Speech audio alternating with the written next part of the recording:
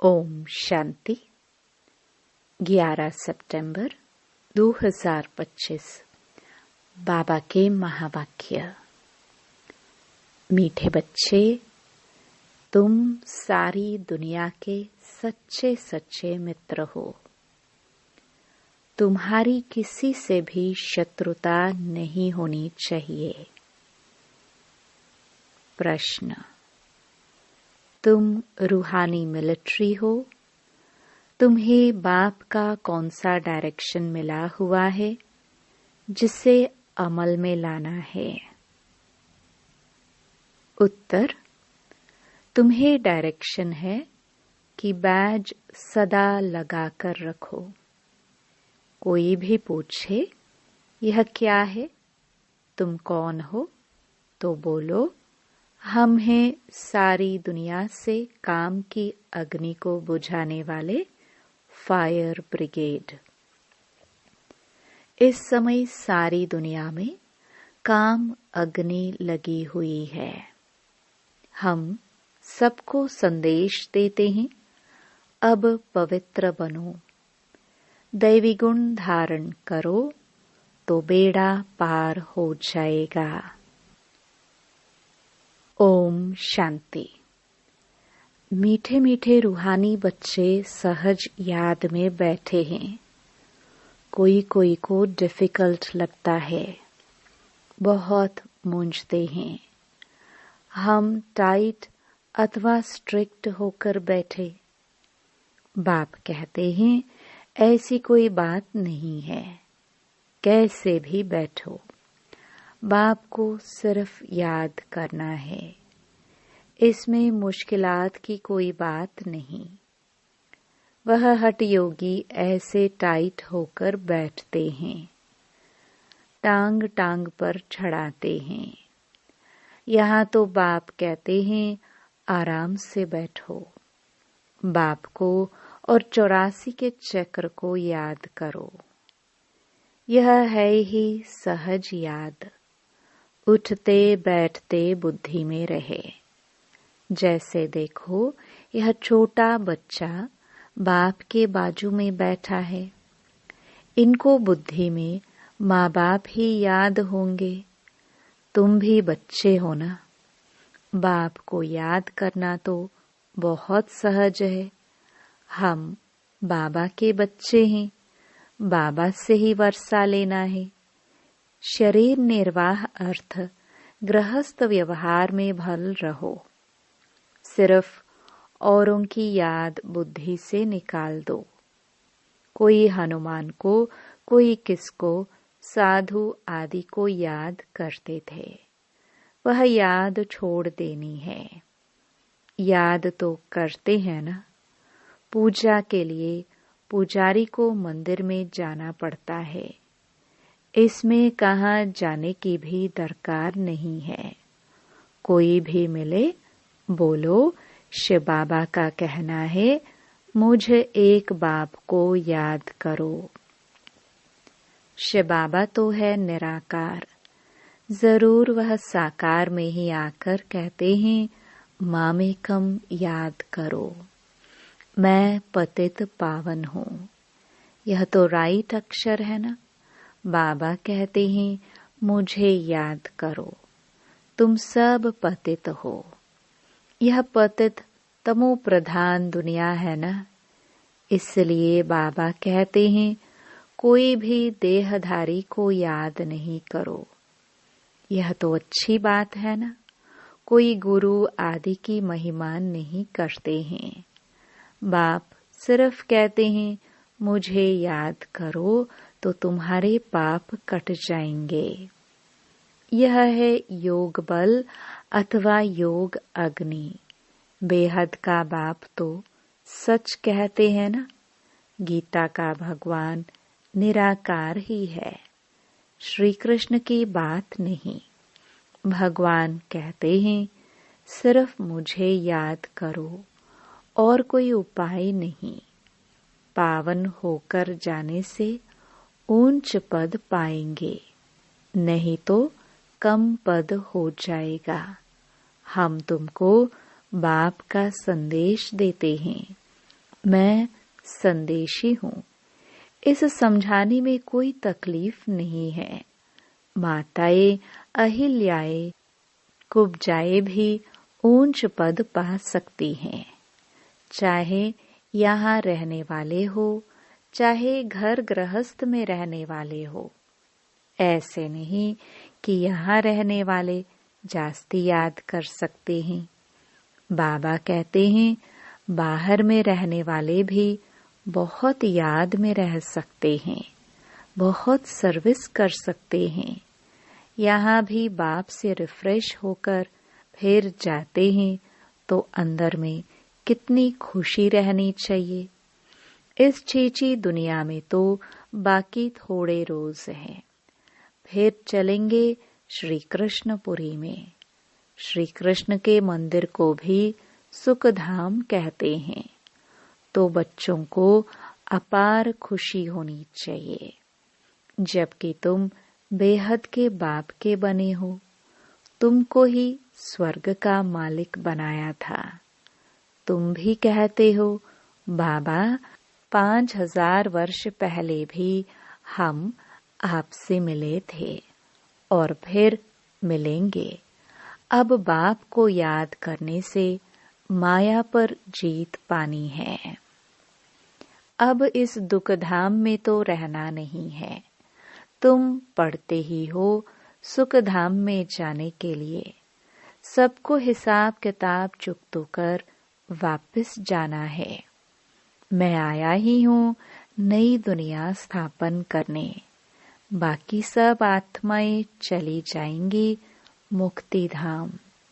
बाप कहते हैं मैं कालों का काल हूँ।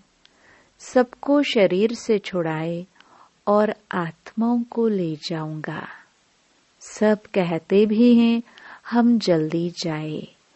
यहाँ तो रहने का नहीं है। यह तो पुरानी दुनिया, पुराना शरीर है। अब बाप कहते हैं मैं सबको ले जाऊंगा, छोड़ूंगा किसको भी नहीं। तुम सबने बुलाया ही है, हे पतित पावन आओ। भल याद करते रहते हैं, परंतु अर्थ कुछ भी नहीं समझते हैं। पतित पावन की कितनी धुन लगाते हैं, फिर कहते हैं रघुपति राघव राजा राम। अब शिव बाबा तो राजा बनते नहीं, राजाई करते नहीं। उनको राजा राम कहना रॉन्ग हो गया। माला जब सिमरते हैं तो राम राम कहते हैं। उसमें भगवान की याद आती है। भगवान तो है ही शिव। मनुष्यों के नाम बहुत रख दिए हैं। श्री कृष्ण को भी श्याम सुंदर, वैकुंठनाथ, मक्खन चोर आदि आदि बहुत नाम देते हैं। तुम अभी श्री कृष्ण को मक्खन चोर कहेंगे? बिल्कुल नहीं। तुम अभी समझते हो भगवान तो एक निराकार है। कोई भी देहधारी को भगवान कह नहीं सकते। ब्रह्मा, विष्णु, शंकर को भी नहीं कह सकते। तो फिर मनुष्य अपने को भगवान कैसे कह सकते? वाई जयंती माला सिर्फ 108 की गाई जाती है। शिव बाबा ने स्वर्ग स्थापन किया। उनके यह मालिक है। जरूर उससे पहले उन्होंने यह पुरुषार्थ किया होगा। उसको कहा जाता है कलयुग अंत, सतयुग आदि का संगम युग। यह है कल्प का संगम युग। मनुष्यों ने फिर युगे युगे कह दिया है। अवतार नाम भी भूल फिर उनको ठिक्कर भीतर में कण कण में कह दिया है। यह भी है ड्रामा। जो बात पास्ट हो जाती है उसको कहा जाता है ड्रामा।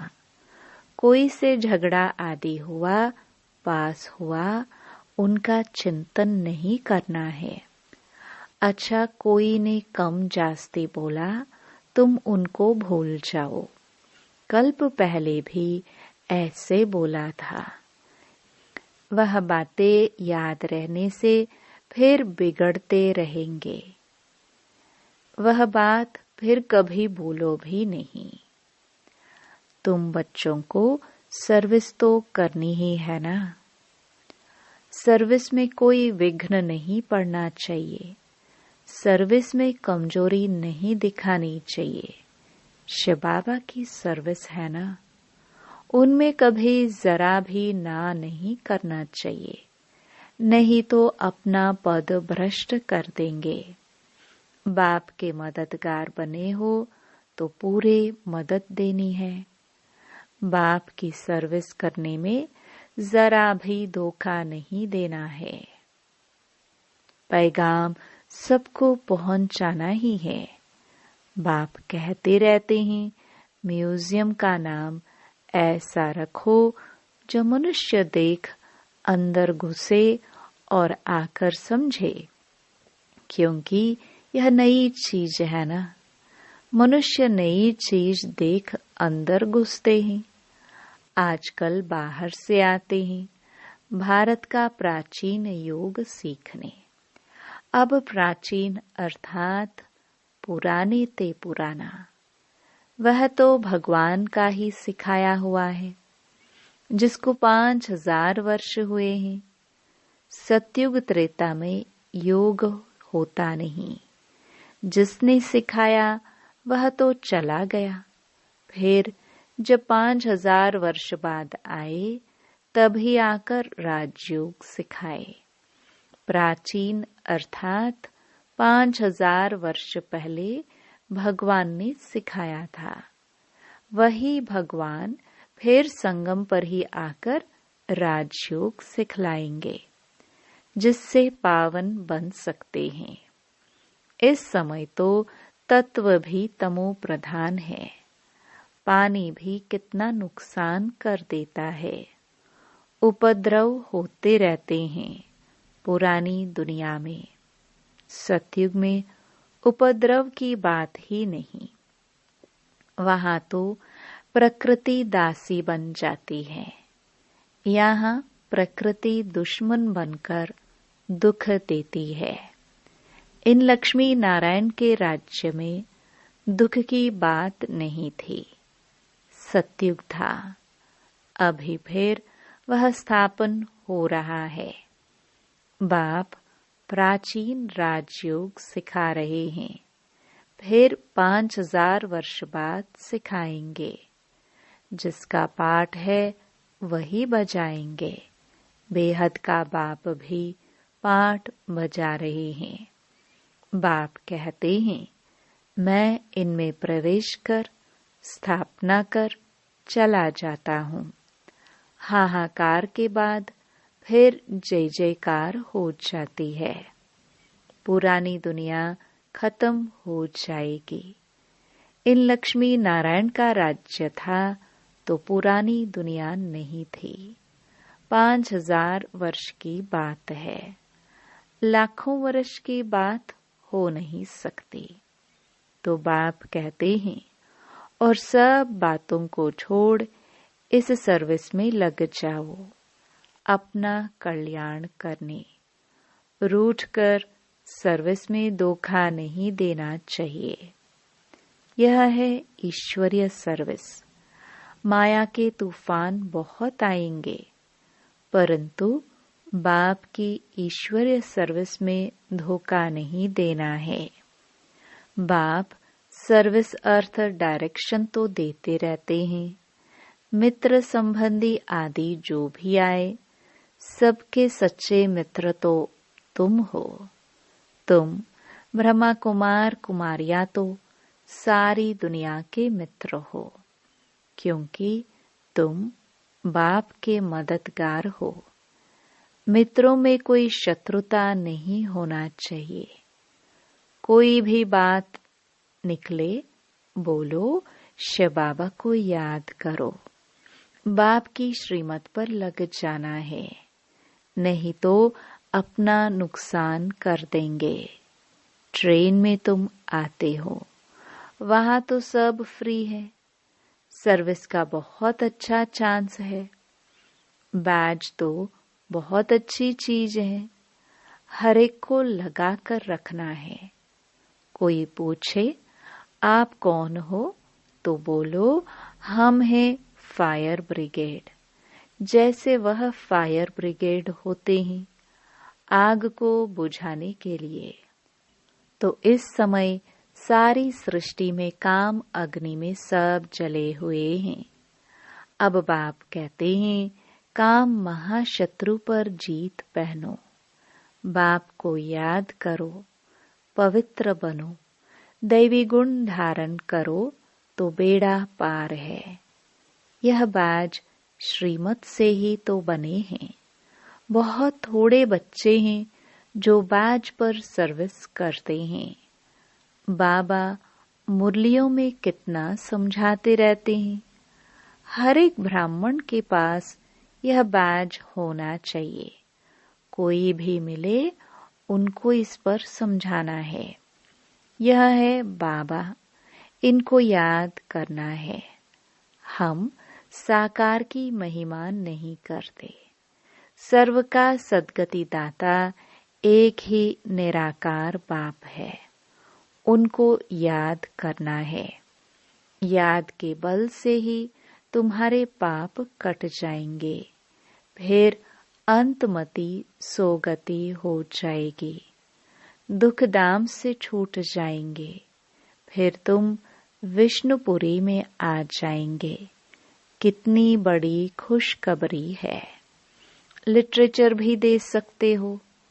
बोलो तुम गरीब हो तो फ्री दे सकते हैं। साहूकारों को तो पैसा देना ही चाहिए, क्योंकि यह तो बहुत छपाने होते हैं। यह चीज ऐसी है जिससे तुम फकीर से विश्व का मालिक बन जाएंगे। समझानी तो मिलती रहती है। कोई भी धर्म वाला हो, बोलो वास्तव में तुम आत्मा हो। अपने को आत्मा समझ बाप को याद करो। अब विनाश सामने खड़ा है।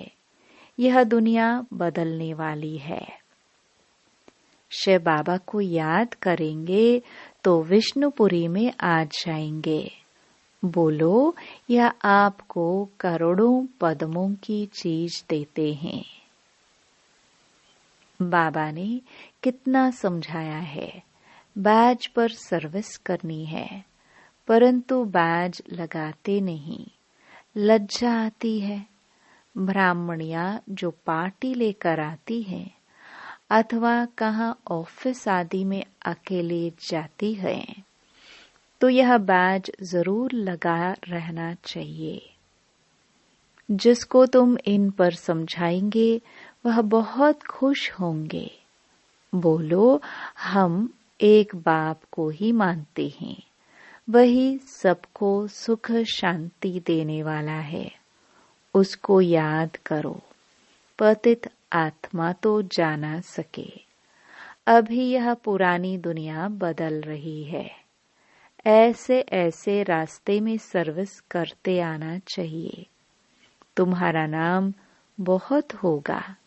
बाबा समझाते हैं शायद लज्जा आती है जो बैज पहन सर्विस नहीं करते हैं।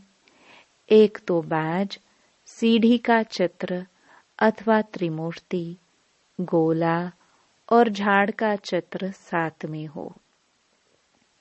आपस में बैठ एक दो को समझाओ तो सब इकट्ठे हो जाएंगे। पूछेंगे ये क्या है? बोलो शिव बाबा इनके द्वारा ये नई दुनिया स्थापन कर रहे हैं। बाप कहते हैं मुझे याद करो, पवित्र बनो। अपवित्र तो वापस जा नहीं सकेंगे। ऐसी मीठी मीठी बातें सुनानी चाहिए तो खुशी से सब सुनेंगे, परंतु कोई की बुद्धि में बैठता नहीं है। सेंटर पर क्लास में जाते हो तो भी बैज लगा रहे। मिलिट्री वालों को यह बिल्ला बैज लगा रहता है। उनको कभी लज्जा आती है क्या? तुम भी रूहानी मिलिट्री हो ना। बाप डायरेक्शन देते हैं, फिर अमल में क्यों नहीं लाते? बैज लगा रहे तो शिव बाबा की याद भी रहेगी। हम शिव बाबा के बच्चे हैं। दिन प्रतिदिन सेंटर्स भी खुलते जाएंगे। कोई ना कोई निकल आएंगे, कहेंगे फलाने शहर में आपकी ब्रांच नहीं है। बोलो कोई प्रबंध करे, मकान आदि का निमंत्रण दे तो हम आकर सर्विस कर सकते हैं। हिम्मते बच्चे, मददे बाप। बाप तो बच्चों को ही कहेंगे सेंटर खोलो, सर्विस करो। यह सब शिव बाबा की दुकान है ना, बच्चों द्वारा चला रहे हैं। अच्छा, मीठे मीठे सिखिलदे बच्चों प्रति मात पिता बाप दादा का याद प्यार और गुड मॉर्निंग। रूहानी बाप की रूहानी बच्चों को नमस्ते। धारणा के लिए मुख्य सार। पहला, कभी आपस में रूठकर सर्विस में धोखा नहीं देना है, विघ्न रूप नहीं बनना है, अपनी कमजोरी नहीं दिखानी है, बाप का पूरा पूरा मददगार बनना है। दूसरा, कभी कोई से झगड़ा आदि हुआ, पास हुआ, उनका चिंतन नहीं करना है। कोई ने कम जास्ती बोला, तुम उनको भूल जाओ, कल्प पहले भी ऐसे बोला था, वह बात फिर कभी बोलो भी नहीं। वरदान, शांति के दूत बन सर्व को शांति का संदेश देने वाले मास्टर शांति शक्ति दाता भव। आप बच्चे शांति के मैसेंजर, शांति के दूत हो। कहाँ भी रहते सदा अपने को शांति का दूत समझकर चलो। शांति के दूत हैं, शांति का संदेश देने वाले, इससे स्वयं भी शांत स्वरूप शक्तिशाली रहेंगे और दूसरों को भी शांति देते रहेंगे। वह अशांति दे, आप शांति दो। वह आग लगाए, आप पानी डालो। यही आप शांति के मैसेंजर, मास्टर शांति शक्ति दाता बच्चों का कर्तव्य है।